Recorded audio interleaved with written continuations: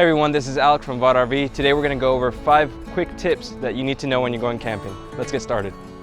Alright, first things first guys, for safety reasons, you always want to make sure that your tires are at the right PSI. So on this, you go to your driver's side of the trailer here towards the front of the tongue jack, and it has the different PSIs for each tire. For example, the front, the rear, and the spare tire. On this particular trailer, it's 80 PSI all around, so you got to make sure that that's right. Alright guys, now we're going to talk about the water heater. This is very important to check before you go camping, especially if you don't like cold showers. So we're going to open it up here. And a couple of things to look for is dirt daubers, wasp nests, spiders, anything like that. That can cause a lot of damage to your water heater, so you're going to want to check that. And if you see any, just clean it out, blow it out with compressed air. Also, whenever you put in water into your water heater, before turning it on, you're going to want to release this pressure relief valve, and if a little bit of water comes out, that means you have water in your water heater. If you don't see water, please wait before you turn it on, because you can burn out the heating element inside, and you don't want that. Alright, and our third tip now is to check the air conditioner and make sure it's working properly. As you know, here in Texas it gets pretty hot, so we want to make sure that it's cooling enough for us. So first thing we want to know is how this AC works. It takes the air from inside from the trailer, the hot air, recirculates it, and it returns as cold air. So we want to make sure that this intake is clear of any obstruction, anything dirty, and that way all that air, we're getting as much air as possible going in there. So we're going to check our filter here. Take this off, you slide it out,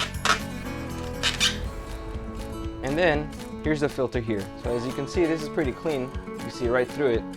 And if you see anything dirty, you can just rinse it off with some water or wipe it off, and then let it dry, and then put it back in here, and then put this back up here. Alright, so now we're going to talk about your awning. It comes very handy when you're looking for some shade. Now we're going to open it, pressing the awning button.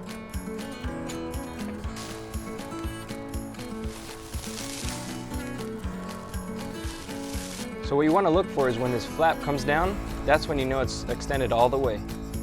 Alright, so this awning can be used when there's light rain, and at the corners over there it has some pitch, so whenever it's raining you can pitch it to one side, so that way the water won't accumulate right here and cause the awning to rip.